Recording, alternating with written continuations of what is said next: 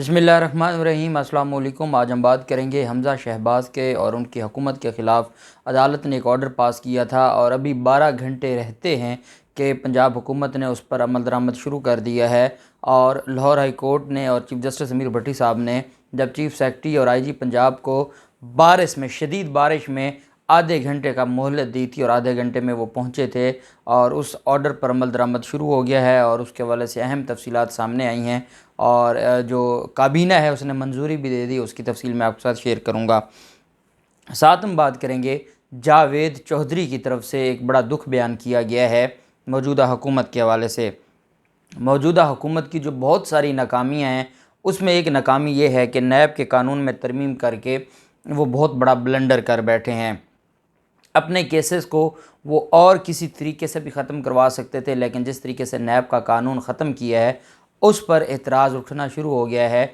और वहाँ पर मौजूद जावेद चौधरी जैसा बंदा भी कह रहा है कि सुप्रीम कोर्ट ऑफ पाकिस्तान इस केस को उड़ा के रख देगी, इस नैब तरमीम को।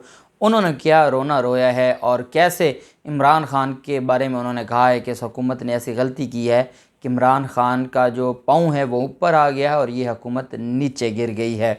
अहम तफसील है जो मैं आपके साथ शेयर करूंगा। पहले तो मैं आपको बताता चलूं कि एक बड़ा दिलचस्प मामला हुआ अली वज़ीर का।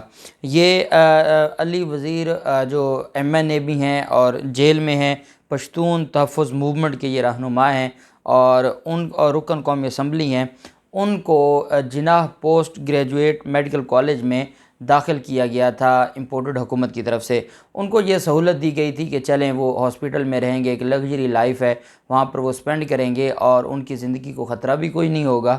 और क्योंकि उन्होंने नो कॉन्फिडेंस मोशन में हमारा साथ दिया था तो उनको हर हाल में प्रोटेक्शन होगी।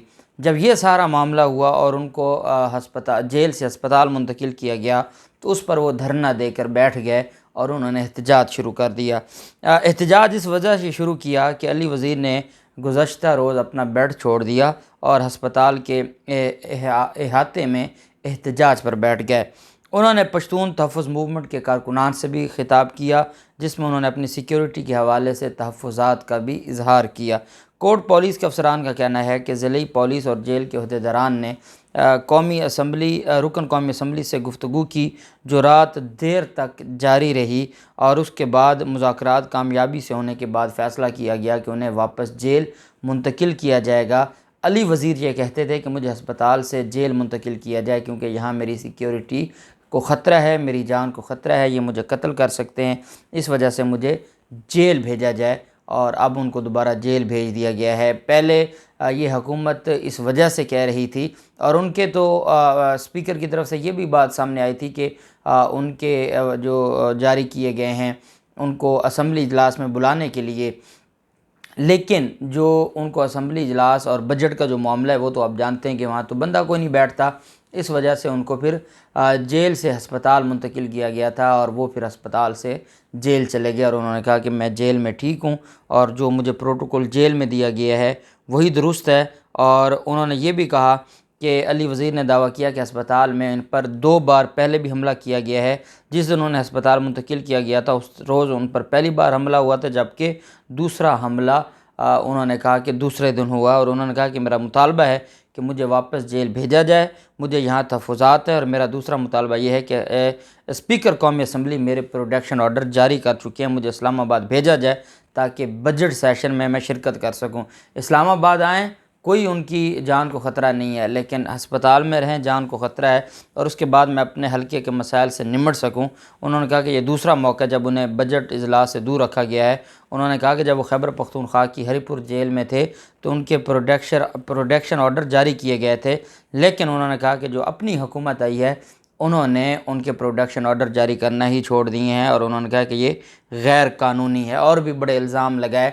और ये जो 2 वोट हैं मोहसिन दावड़ के और फिर इनके, ये जो सारे मामलात हैं ये भी अब कहीं और जा रहे हैं। दूसरी तरफ जो मामला है वो जावेद चौधरी का है। जावेद चौधरी आप जानते हैं कि एक जहनी मरीज़ हैं और वो आजकल बड़ी तकलीफ़ में हैं। इंपोर्टेड हुकूमत तो आ गई लेकिन जो ये मकासद हासिल करना चाहते थे वो मकासद हासिल ना कर सके, जिसकी वजह से अब इनको बड़ी तकलीफ़ है और उस तकलीफ़ की वजह से अब ये चाहते हैं कि ये बड़ा काम ख़राब हुआ है और जिस तरीके से ये सारा मामला हुआ है इस पर वो चाहते हैं कि نیب کا جو ترمیمی بل ہے یہ واپس ہو جائے گا۔ انہوں نے کہا کہ جو نیب ہے، جو اختیارات چیئرمین نیب کے ہیں وہ سارے کے سارے جو ہیں وہ آئین اور قانون کے مطابق ہوتے تو معاملہ چل سکتا تھا، لیکن جس طریقے سے انہوں نے کی ہے اب یہ معاملہ ان کے ہاتھ سے نکل جائے گا۔ انہوں نے کہا کہ آپ دل پہ ہاتھ رکھ کر جواب دیں، کیا یہ ترامیم درست ہیں؟ نیب اس وقت پاکستان کا سب سے بڑا سرکاری ادارہ بن چکا ہے، اس کے 7 بیوروز ہیں اور اس میں 2500 ملازمین کام کرتے ہیں اور ان پر ماہانہ ارب روپے سے زیادہ اخراجات آتے ہیں۔ آپ کو اگر یہ ادارہ سوٹ نہیں کرتا تو آپ اسے سرے سے ہی بند کر دیتے۔ ہاتھی کی ٹانگ توڑ کر اسے زمین پر لٹا کر چارہ کھلانے کی کیا ضرورت ہے؟ اور اگر ملک کو احتساب چاہیے تو پھر آپ انسانوں کی طرح کوئی قانون سازی کرتے۔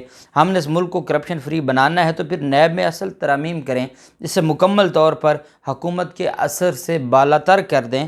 یہ درست ہے کہ انکوائری اور ریفرنس سے پہلے معاملات ٹھیک نہیں ہیں، 90 دن کی حراست کا معاملہ ہے، بہت کچھ تھا، لیکن انہوں نے کہا کہ جس طریقے سے آپ نے کی ہے، آپ نے اپنی غلطی سے عمران خان کو بھی سچا ثابت کر دیا ہے۔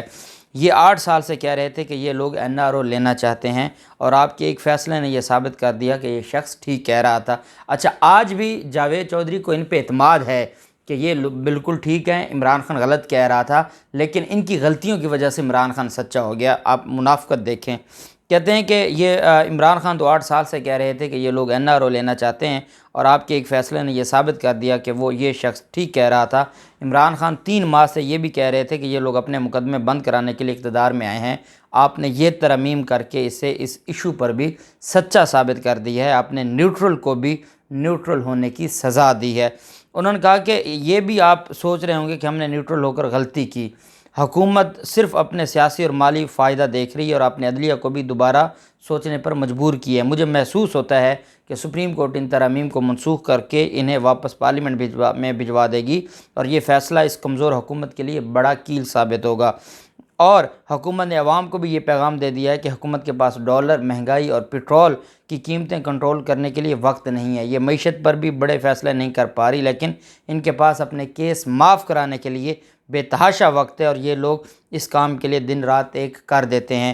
لہٰذا میں سمجھتا ہوں کہ پاکستان مسلم لیگ نون نے عمران خان کی بنائی چٹان کے نیچے سر دے کر اتنی بڑی غلطی نہیں کی تھی جتنی بڑی غلطی نیب قانون میں ترمیم کر کے یہ فیصلہ ان کی جڑوں میں بیٹھ جائے گا، اور جب سپریم کورٹ اسے منسوخ کرے گی تو عمران خان کی دم توڑتی ہوئی ساکھ کو ایک بار پھر سہارا مل جائے گا، یہ دوبارہ اپنے قدموں پر کھڑا ہو جائے گا۔ لہٰذا حکومت فیصلہ کرے اس نے کس کو سیاسی فائدہ پہنچانا ہے، عمران خان کو یا اپنے آپ کو۔ یہ انہوں نے آج دکھ بیان کیا ہے اپنے جو اخبار میں ایکسپریس میں وہ کالم لکھتے ہیں، یہ کالم لکھ کے یہ دکھ بیان کیا ہے اور ان کو بڑی تکلیف ہے کہ سارے معاملے پر عمران خان کو فائدہ ہو رہا ہے اور امپورٹڈ حکومت خسارے میں ہی جا رہی ہے۔ دوسری طرف آپ جانتے ہیں کہ چیف جسٹس امیر بھٹی صاحب کی عدالت میں سابق وزیر اعلیٰ عثمان بزدار نے ایک درخواست دائر کی تھی کہ میری بطور وزیر اعلیٰ، سابق وزیر اعلیٰ مراعات مجھ سے چھین لی گئی ہیں اور حمزہ شہباز مجھے سیاسی انتقام کا نشانہ بنا رہے ہیں اور یہ اپنے ظلم کا شکار کرنا چاہتے ہیں اور جو میرا حق ہے وہ مجھے نہیں دیا جا رہا، اور انہوں نے لاہور ہائی کورٹ میں درخواست دائر کی تھی۔ لاہور ہائی کورٹ نے امیر بھٹی صاحب نے جواب مانگا تھا تو چیف سیکرٹری صاحب کی طرف سے جواب گیا نہیں تھا۔ اس پر پھر عدالت نے 10 بجے کا ٹائم تھا، عدالت نے کہا آج ہم ان کو معاف نہیں کریں گے اور میں ان کو توہین عدالت میں IG اور چیف سیکرٹری کو اندر جیل بھیجوں گا۔ ان کی جرت کیسے ہوئی کہ انہوں نے ہائی کورٹ کے آرڈر کے احکامات کی تعمیل نہیں کی اور انہوں نے جواب نہیں جمع کروایا۔ اس کے اوپر پھر ایڈوکیٹ جنرل پنجاب نے آدھے گھنٹے کا وقت لیا، شدید بارش تھی اور بارش کے ہوتے ہوئے 10:30 بجے دونوں افسران عدالت پہنچ گئے۔ عدالت کے سامنے انہوں نے منت سماجت کی اور کہا کہ ہم بہت جلد یہ جو ہے وہ اس پر عمل درآمد کر دیں گے۔ عدالت نے ان کو 24 جون تک مہلت دی تھی، 24 جون صبح ہے اور اس سے پہلے ہی رات گئے پنجاب کابینہ نے سابق وزیر اعلیٰ عثمان بزدار کی برات کی منظوری کے لیے بھیجی گئی سمری منظور کر لی ہے۔ سابق وزیر اعلیٰ عثمان بزدار کو ایلیٹ پولیس کی 2 گاڑیاں سمیت مناسب سیکیورٹی فراہم کی جائے گی۔ سابق وزیر اعلیٰ کو 5 پرسنل اسٹاف پر مبنی عملہ فراہم کیا جائے گا۔ عملے کے 5 افراد میں سے 2 کم سے کم گریڈ 17 کے افسران ہوں گے۔ سابق وزیر اعلیٰ اور ان کے اہل خانہ کو طبی سہولیات بھی فراہم کی جائیں گی۔ سابق وزیر اعلیٰ اور ان کی فیملی پنجاب حکومت کے تمام ریسٹ ہاؤسز استعمال کر سکیں گی۔ حکومت کی متعین کردہ دیگر مراعات اور سہولیات بھی سابق وزیر اعلیٰ اور ان کی فیملی کو دی جائیں گی۔ یہ بیسیکلی لاہور ہائی کورٹ اور چیف جسٹس امیر بھٹی صاحب نے ان کو 24 جون تک کا ٹائم دیا تھا، اور یہ بات ایڈوکیٹ جنرل پنجاب کو حمزہ شہباز نے بلا کر کہا کہ ہم نہیں چاہتے کہ عثمان بزدار کو ہم کوئی بھی کسی بھی سطح کی مراعات دیں، اور ہم تو یہ چاہتے ہیں کہ اس کو جیل بھیجنا چاہیے۔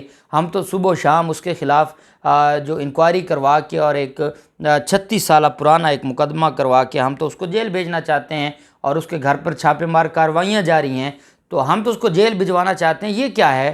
اس پر ایڈوکیٹ جنرل پنجاب نے کہا کہ اتنی قربانی آپ کو دینی پڑے گی، کیونکہ عدالت اس معاملے پر معافی دینے کو تیار نہیں ہے، اور عدالتوں نے بھی دیکھیں اپنا جو ہے وہ ساری چیزوں کو بہتر کرنا ہے، تو ان کو چلیں، بڑے فیصلے تو ابھی پینڈنگ ہیں، لیکن کہیں نہ کہیں ان کو جو حمزہ شہباز کو یا ان کو بھی جو ہے وہ قربانی دینا پڑے گی، اور عدالتوں کی جو ساکھ ہے اس کو برقرار رکھنا ہوگا۔ یہی وجہ ہے کہ یہ منظوری دی گئی ہے۔ اب دیکھتے ہیں کہ صبح جو اہم 2 کیسز اور بھی لگے ہیں گورنر پنجاب اور آرڈیننس کے حوالے سے، اور یہ کیس بھی لگا ہے۔ جو بھی تفصیلات ہوں گی آپ کے ساتھ شیئر کرتے رہیں گے۔ اللہ پاک پاکستان کا حامی و ناصر ہو۔ بہت شکریہ۔ اللہ حافظ۔ پاکستان زندہ باد۔